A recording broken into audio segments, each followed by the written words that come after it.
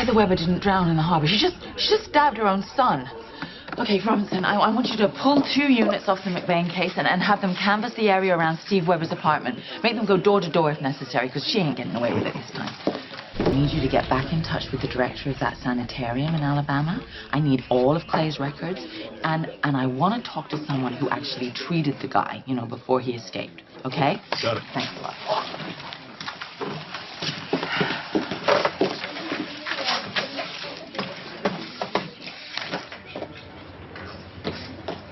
Oh, Anna. I could really use your help with something. Yeah?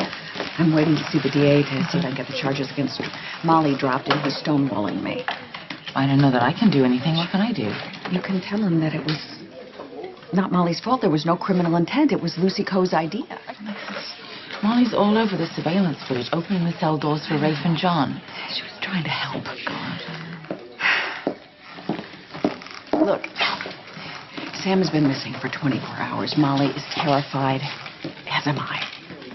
Great. I don't understand, with everything the DA has on his plate, why is he pursuing this with Molly? I can't answer for him. Yes, you can. I think you can. He won't take my calls. Maybe he'll take yours. Come on, Alexis. I am trying to put out several fires here. In addition to the 3 prisoners that your daughter helped escape, Heather Weber just stabbed her son. What? Oh, don't. Is he all right? I don't know. We're not going to know for a while. He's at the hospital. I assume that he's in surgery. Wait, I thought Heather Weber was dead. Yes, we all did. But apparently you can't even kill her if you strangle her and throw her in the harbor. Like a cockroach. And this is supposedly done by John McBain's lookalike? That part of the story might be true. You know this vampire that Lucy keeps ranting on about?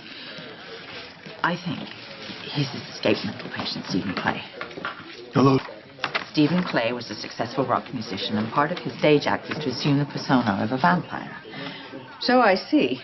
Now, after his wife, Livy, died, he suffered this psychotic break and was convinced that he was actually a vampire. Livy. That's the name that Lucy called Sam. Practically identical. Wow. Livy Locke Clay. Now, she's been dead for about 10 years. Clay couldn't accept her death, and he went on this killing spree. There were about 7 victims. They each had puncture wounds to either their throat or their jugular. They all died from loss of blood.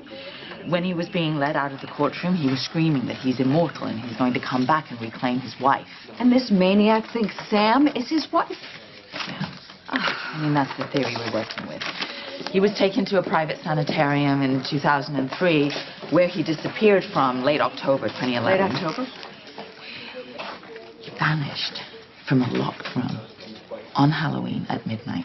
You can't be serious. I know, he may be demented, but he certainly has a flair for theatricality. So I'm assuming that it's most likely that Clay is responsible for the spate of murders that McBain's been arrested for. So can you explain to me how this Stephen Clay looks just like John McBain and this Livy is a dead ringer for my daughter? I know all about you. Do they know where Sam and Danny are, where Clay... They don't. But, you know, Clay loved his wife, Livy. And literally, love after death. So we're hoping that as long as he thinks that Sam's Livy, he's not going to hurt her. Well, that's a pretty feeble hope. And the guy's a mental patient with a history of violence. How is it possible that he's allowed to roam free? And I say this with all due respect, Anna, but I don't understand how your police department can confuse a lunatic who thinks he's a vampire with a real detective, with a real police officer. I don't know. I'm sorry. Well, don't be sorry. Just find my kid, please.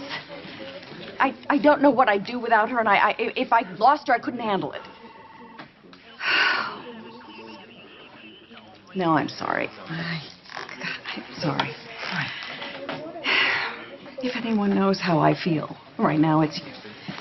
It's okay. You're entitled to your feelings.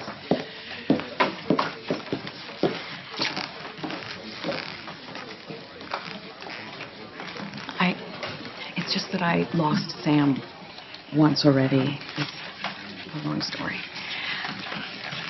I didn't raise her. I didn't know that. I gave her up for adoption when she was... My father forced me to give her up for adoption when she was a baby. Oh, God.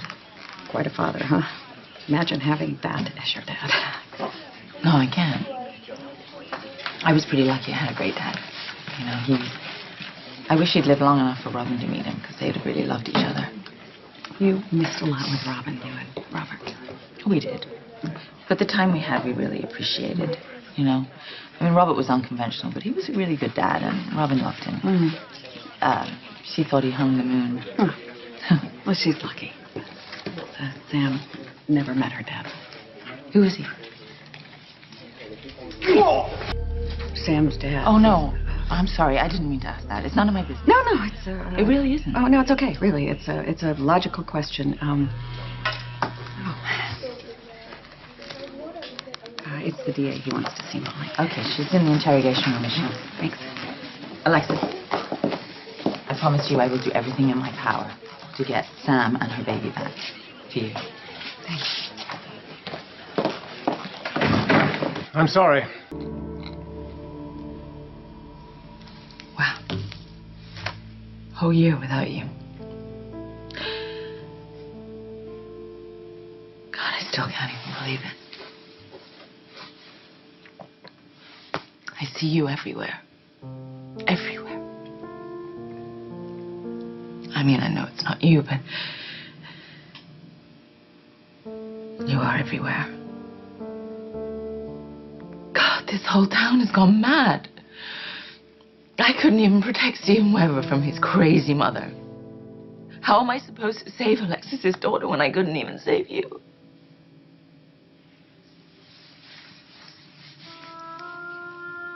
Dear God, if you had to take Robin from me, could you please watch over her? Let her feel my love around her. Could you do that for me?